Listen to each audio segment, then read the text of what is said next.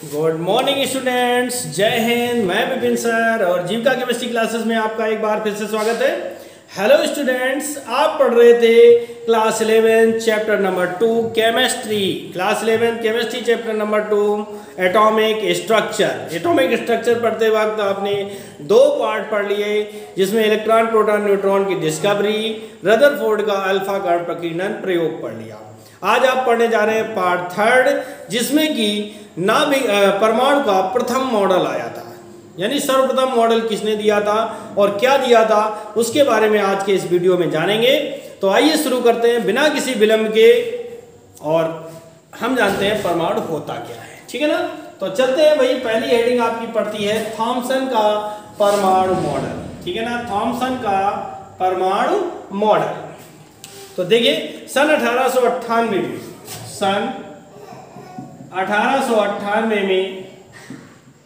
जे J Thomson ने परमाणु का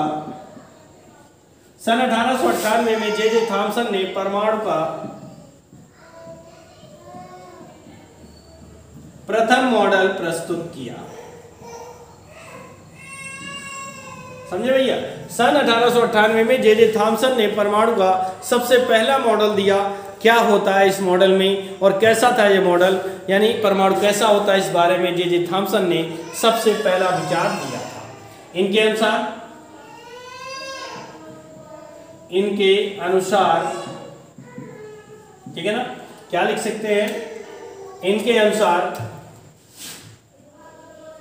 परमाणु अति सूक्ष्म गोलाकार विद्युत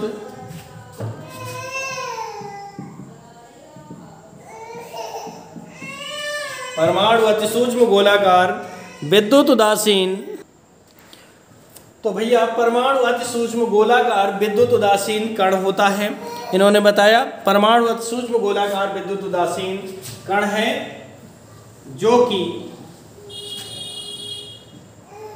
इलेक्ट्रॉनों तथा धनावेशित भाग से मिलकर बना होता है। परमाणु अति सूक्ष्म गोलाकार विद्युत उदासीन कण है, जो कि इलेक्ट्रॉनों तथा धनावेशित भाग से मिलकर बना होता है। इलेक्ट्रॉन धनावेशित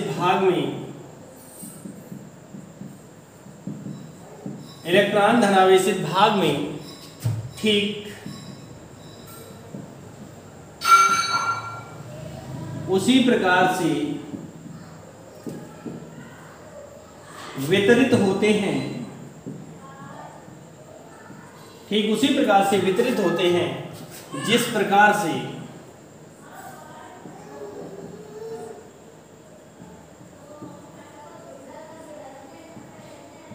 तरबूज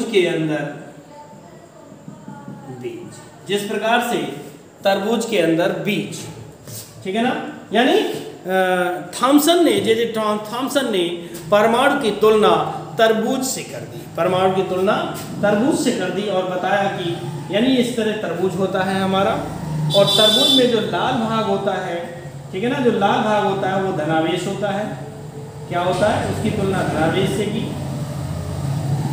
जो लाल भाग है उसकी तुलना धनावेश से की, और बताया कि इस धनावेश में इलेक्ट्रॉन जो होते हैं वो ठीक उसी प्रकार से व्यवस्थित होते हैं या वितरित होते हैं, जिस प्रकार से तरबूज के अंदर बीज। ठीक है ना, तो इस आधार पर इस प्रकार इस मॉडल को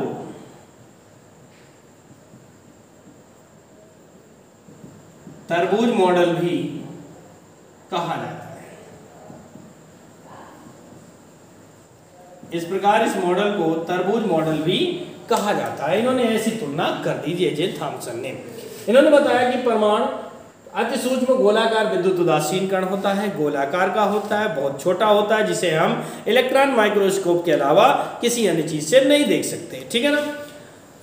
भाग से मिलकर बना हुआ इलेक्ट्रॉन, जो कि इलेक्ट्रॉनों तथा धनावेशित भाग से मिलकर बना होता है। और इलेक्ट्रॉन ठीक उसी प्रकार से वितरित होते हैं जिस प्रकार से तरबूज के अंदर भी। तो इस आधार पर या इस प्रकार इस मॉडल को तरबूज मॉडल भी कहा गया। इस मॉडल की प्रमुख कमी क्या थी? इस मॉडल की कमी है, वो क्या है कमी, आइए देखते हैं। यह मॉडल परमाणु की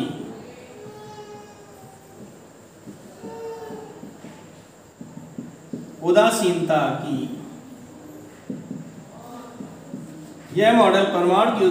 की व्याख्या तो करता है। यह मॉडल परमाणु की उदासीनता की व्याख्या तो करता है, परंतु हाइड्रोजन स्पेक्ट्रम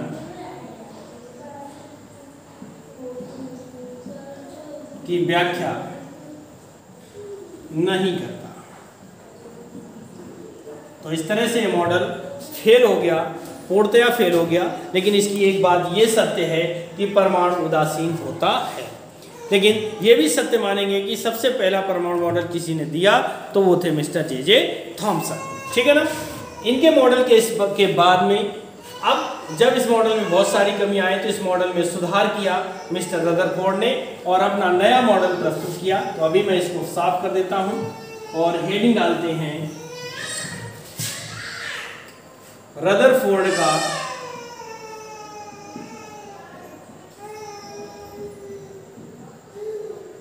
परमाणु मॉडल। रदरफोर्ड का परमाणु मॉडल। ठीक है ना।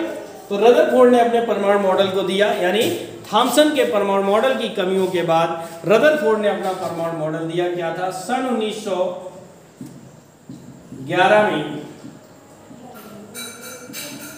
रदरफोर्ड ने अल्फा कण प्रकीर्णन प्रयोग के आधार पर अपना एक मॉडल प्रस्तुत किया,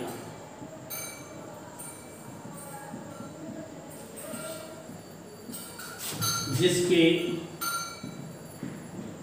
अनुसार, ठीक है ना, यानी सन 1911 में रदरफोर्ड ने अल्फा कण प्रकीर्णन प्रयोग के आधार पर एक मॉडल प्रस्तुत किया, जिसके अनुसार क्या था इनका ये मॉडल? आइए देखते हैं। नंबर वन है परमाणु अति सूक्ष्म गोलाकार विद्युत उदासीन कण है, जो कि धनावेशित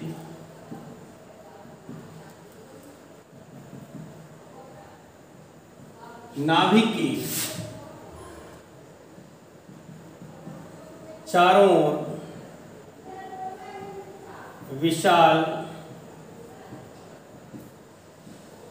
त्रिविम आकाश में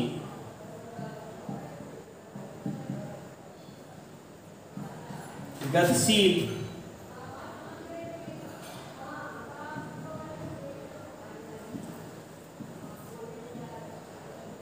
इलेक्ट्रॉनों का समूह होता है। परमाणु अति सूक्ष्म गोलाकार विद्युत उदासीन कण है, जो कि धनावेशित नाभिक के चारों ओर विशाल त्रिविम आकाश में गतिशील इलेक्ट्रॉनों का समूह होता है। यानी इन्होंने बताया कि जो परमाणु है हमारा वो कुछ इस तरह से, ये प्रोटॉन और न्यूट्रॉन नाभिक हो गए और यहाँ पर ये विभिन्न कक्षाएं होती हैं। ठीक है ना। कह रहा जो धनावेशित नाभिक के चारों ओर प्रोटॉन पे प्लस आवेश यानी नाभिक पे धनावेश हो गया, विशाल त्रिविम आकाश में गतिशील इलेक्ट्रॉनों का, यानी यहाँ पर इलेक्ट्रॉन 24 आवर्स गति करते रहते हैं। इस तरह से गतिशील इलेक्ट्रॉनों का समूह होता है, इस बारे में रदरफोर्ड ने बताया। नंबर 2 पर चलते हैं। इन्होंने क्या दिया? नंबर 2 पर बात है कि परमाणु का समस्त धनावेश एवं भार उसके केंद्र में स्थित होता है, जिसे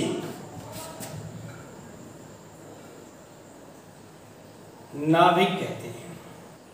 ठीक है ना? यानी इन्होंने बताया कि परमाणु का समस्त धनावेश यानी प्लस आवेश जो होता है, परमाणु का समस्त धनावेश और उसका भार उसके केंद्र में स्थित होता है, यानी यहाँ पर स्थित होता है, जिसे नाभिक कहते हैं। क्या कहते हैं? नाभिक। तो दूसरा पॉइंट था परमाणु का समस्त धनावेश एवं भार उसके केंद्र में स्थित होता है, जिसका नाम उन्होंने दिया नाभिक। ठीक है ना? नंबर 3 पर चलते हैं। नंबर 3 है कि परमाणु में धनावेश व ऋणावेश बराबर होते हैं।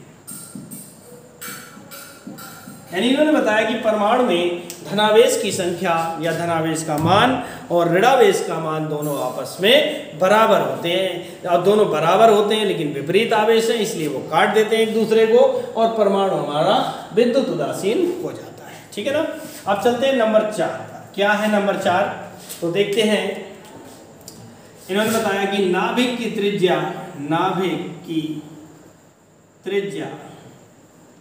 10⁻12 सेंटीमीटर तथा परमाणु की त्रिज्या 10⁻8 सेंटीमीटर होती है। यानी नाभिक हमारा ये है और यहाँ से यहाँ तक की त्रिज्या 10⁻12 सेंटीमीटर, और परमाणु यहाँ पर आगे कक्षा होती तो यहाँ तक हो जाता। इसकी त्रिज्या 10⁻8 सेंटीमीटर कोट की होती है। यानी परमाणु की त्रिज्या 10⁻8 और नाभिक की त्रिज्या 10⁻12 सेंटीमीटर के बराबर होती है। नंबर 5 पर इन्होंने क्या बात कही? तो देखते हैं कि परमाणु में इलेक्ट्रॉन नाभिक के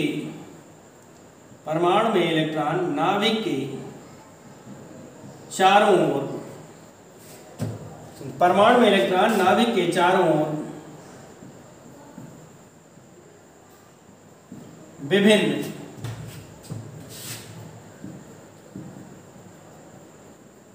कक्षाओं में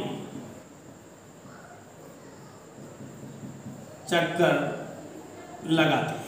यानी इन्होंने बताया कि परमाणु में जो इलेक्ट्रॉन होते हैं वो नाभिक के चारों ओर ये कक्षाएं होती हैं, विभिन्न कक्षाओं में कंटिन्यू मूवमेंट करते रहते हैं, चक्कर लगाते रहते हैं, अर्थात 24 आवर्स गति करते रहते हैं। ठीक है ना? तो अब चलते हैं नंबर 6 पर। नंबर 6वां क्या है इनका? नाभिक के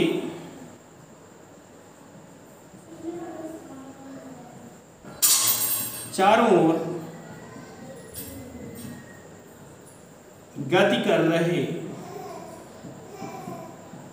इलेक्ट्रॉनों में, नाभिक के चारों ओर गति कर रहे इलेक्ट्रॉन में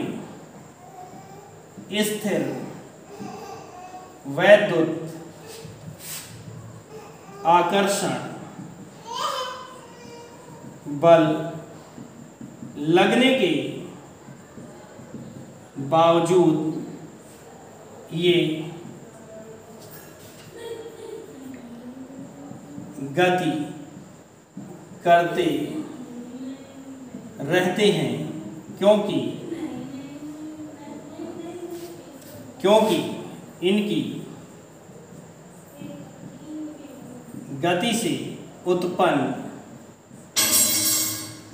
अपकेंद्र बल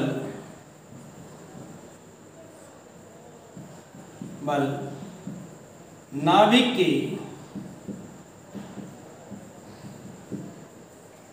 आकर्षण बल को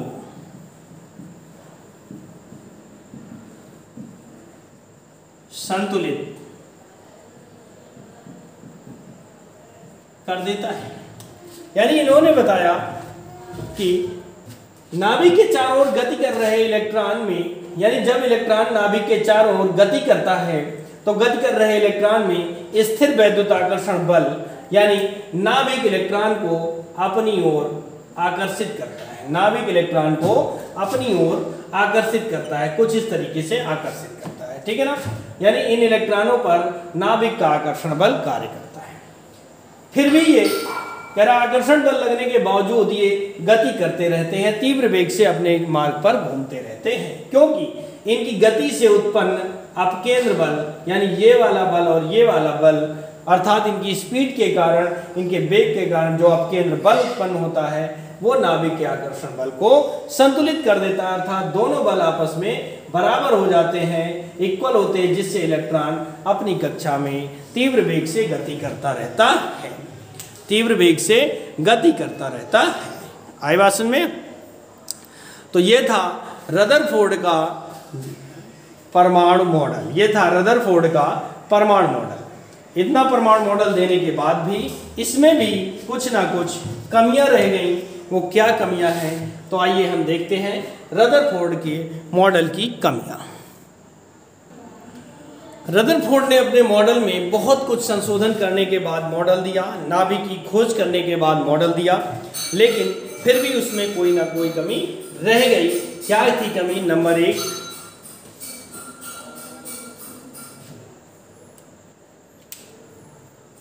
इन्होंने बताया पहली कमी इनकी क्या थी कि नाभिक के चारों ओर गति कर रहे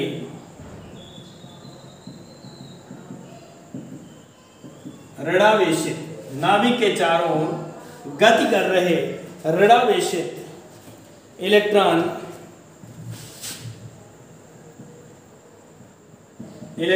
गति करते समय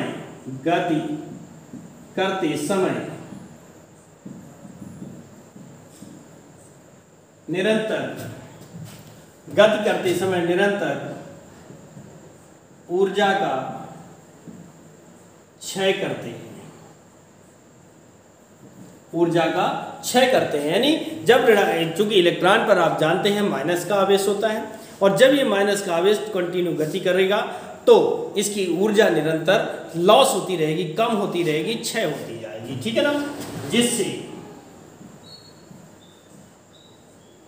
नाभिक की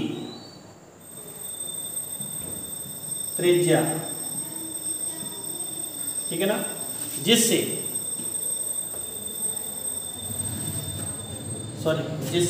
उनकी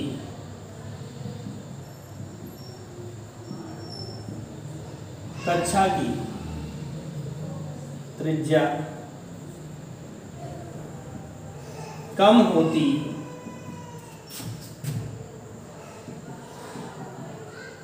होती जाएगी और वे अंततः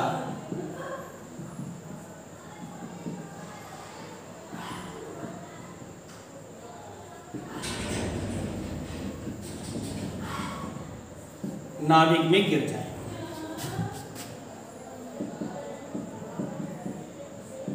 अंततः नाभिक में गिरे, यानी रदरफोर्ड के अनुसार ऋणावेशित इलेक्ट्रॉन कंटिन्यू गति करता रहता है।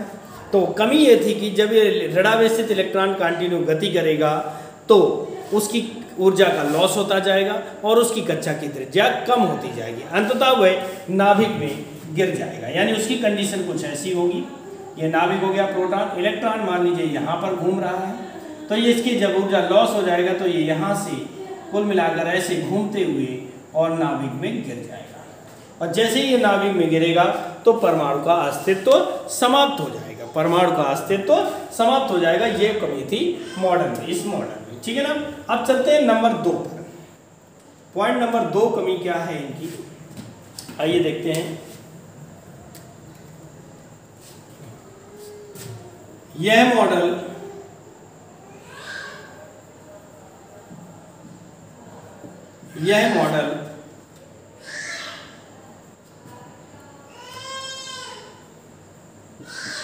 हाइड्रोजन स्पेक्ट्रम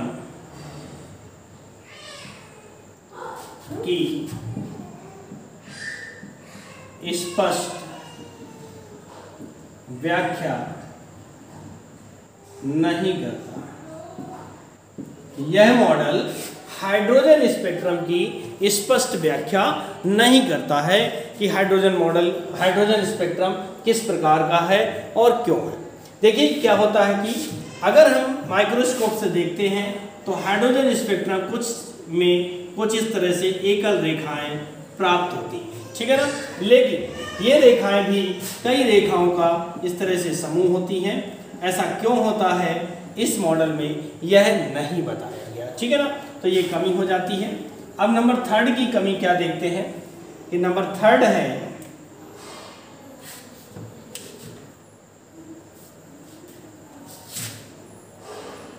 इस मॉडल में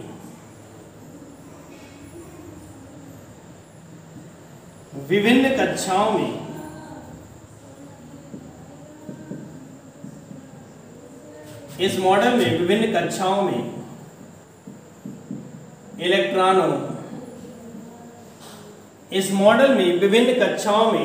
इलेक्ट्रॉनों की संख्या निश्चित नहीं है।